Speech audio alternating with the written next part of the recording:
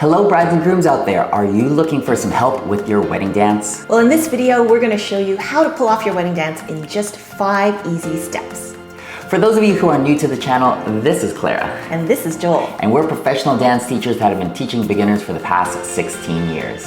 We specialize in teaching wedding dance couples how to dance with ease and confidence for their wedding. And what makes our approach so unique and different and refreshing is that we don't force people to learn choreography at all. Once you've finished watching this video and you want to learn more, check out the links in the description below about our online courses. Not only do we have step-by-step online lessons that you go from total beginners to confident dancers, but we also have the option of getting personalized video feedback from your dance teachers personally right away. Now let's get started with our 5 easy steps. Step number 1, the introduction. We always suggest to all our couples to start off the dance floor. Nothing's worse than staying in the middle of the floor and waiting for the music to start very awkwardly. Yeah, that is awkward. We're just going to show you a simple way of getting onto the dance floor and start your dance. So here, Claire and I are going to pretend to be waiting off of the dance floor until the DJ starts playing the music. Then we're going to use our introduction to get ourselves casually and slowly into the middle of our dance floor. At this point, I'm going to lead Clara into an underarm turn before taking our dance hold and starting our home base. Now, depending on the length of the introduction in the song, we can vary it up with different types of introductions. Exactly. Some songs have longer introductions and some have very short introductions. And this is something that we do help our students in our online courses try to figure out on what they can do. So for a longer introduction, we might suggest a walk around before coming into a little underarm turn, or for a shorter introduction, maybe even just scrapping the underarm turn and just walking right on and getting into position. Either way, we want you guys to feel natural and confident doing it, never rushing and never making it feel awkward for yourselves. To keep it looking natural and authentic, make sure that you move at your own pace and not try to cram too much things in. Step number 2, the home base pattern. There are tons of different home base patterns that you can choose from, but we're going to start with something really nice and simple, just a step tap basic. We're going to demonstrate that first for you guys. It's going to look like this.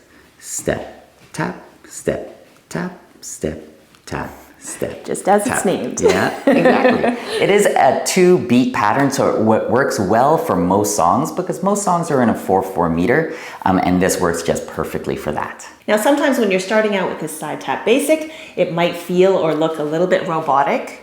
So what we're going to show you is incorporating a little bit of what we call sway into it. Okay, so we'll do it from this angle. Step, tap, step, tap. And if you notice now, Clara's body is tilting side to side as she's going towards the step. If we turn it around and we see Joel do this, I'm going to my left, then to my right. And having that little bit of softness through the back and through the hips will allow you to be less robotic. Now, like Joel said, this is a very versatile step that goes with pretty much anything because it's in the 2-beat pattern. However, try to mesh it with the music, so if there isn't really a strong second beat, we might want to just slide the foot instead of tap it. So if we now demonstrate that, maybe we'll see it from Joel's back. Step, slide, step, slide, step, slide. So instead of it being really rhythmical and we're now picking up and tapping, which works well for songs that are more robust or a little bit faster, but if they're a lot slower and softer, and like Clara was saying, a little bit less beat heavy, then slide your foot on the second action, which matches the music much better. So this is just one home base pattern that you can learn, but there are many others out there. And this is again something that we help our students in our online courses figure out while they're working with us. Sometimes it's a side tap basic, sometimes it might be a side sway. It might be many different things depending on their abilities as well as the mood and song that they've chosen. And once you've chosen that home base pattern, there is a way, just as we've shown you here, to make it mesh with the music more and fit the character of the music. And that's something that Joel and Clara can definitely help you with. Step 3, learn how to do a separation. A separation is a great way to create a little bit more space and so a little bit of interest between us, as well as it gives the lady a heads up that something is about to happen.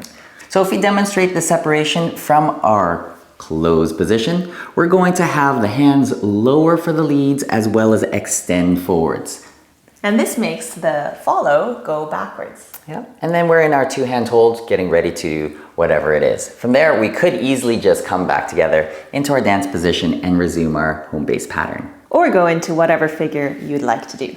A tip for this that we want to make sure of is that when we are going out, that we don't try to shove or push our partner too strongly, because again, we're trying to keep things nice and smooth and in a way romantic. Yeah. And even if your song is fast and rambunctious, we don't want to shove again. The energy is a little bit faster, and ladies, you just walk out a little bit more quickly to create that separation. Yes, and although you can't see it very easily, Joel's actually using his body weight to lead me out, and then it's very gentle and very secure. And a second tip along these lines is that when we do separate, we don't want to separate too much. So this would be, for instance, too much of a separation, where you can see now Joel and Clara's arms are way too locked or extended. Yeah, it doesn't look nice, and it doesn't feel good either. Yeah, exactly. So whenever we're creating that separation, make sure that there's still a bend in the elbows, and that was probably about the right amount of space before we can bounce ourselves right back together. Yeah, it looks more natural and feels way better. Step number 4, learn some fancy moves. There are tons of different fancy moves out there, but we are going to show you a simple underarm turn. Now we already have learned to do a separation. From this separation, I'm going to now lead Clara into a lady's underarm turn before we get ourselves right back into our dance position and we can resume our home base pattern. So for the separation, as Joel gave me the body weight to go backwards, he's going to now bring me in and lead me into the underarm turn. Now, as I'm walking forward, I'm just going to continue walking forward, and his hand actually goes up to tell me go around and walk in a circle. There are a few different types of underarm turns. This one happens to be what we call an outside underarm turn, where Clara is turning to the right or outside of the partnership.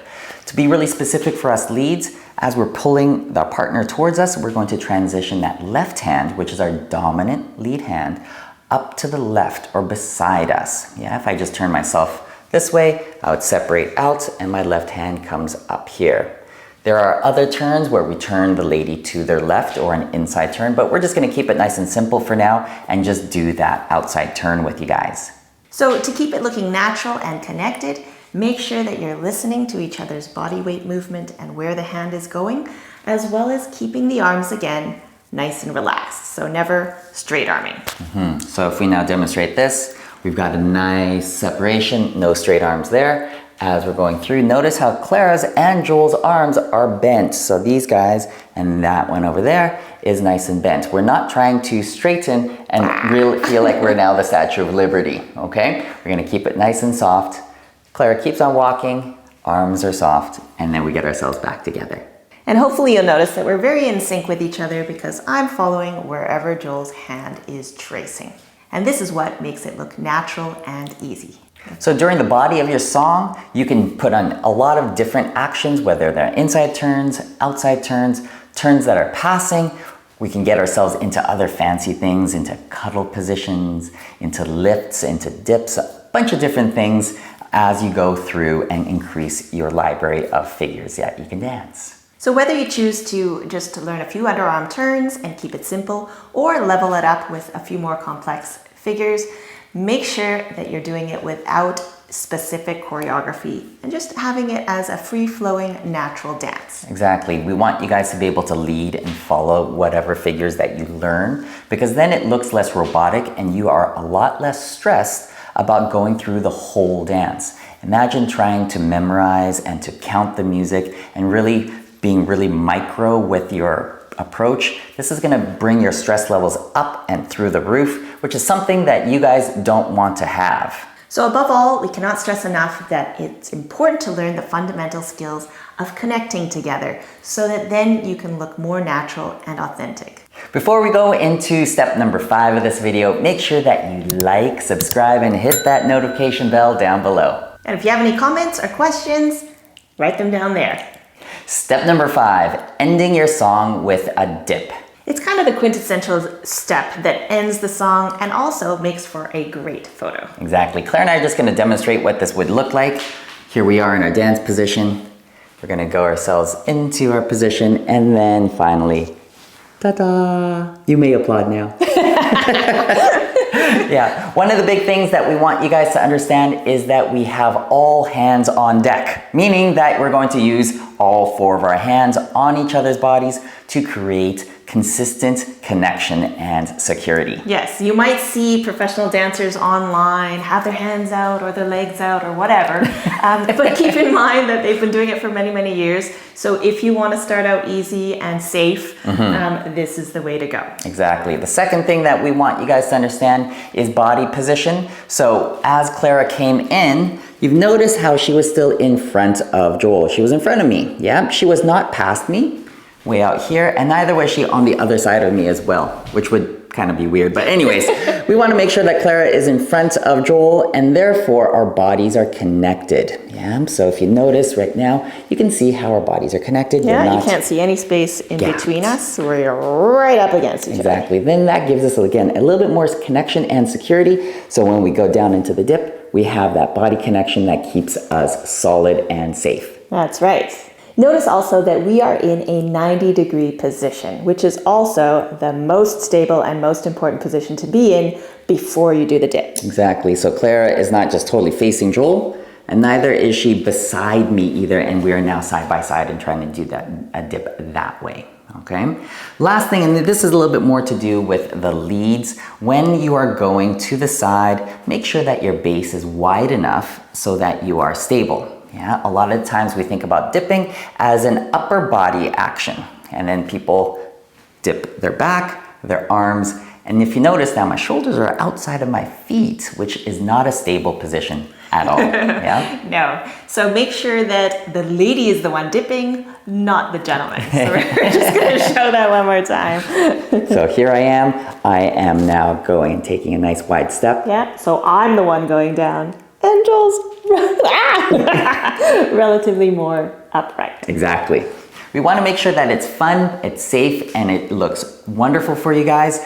But at the same time, because it's safe, you guys are confident and you'll look good doing it.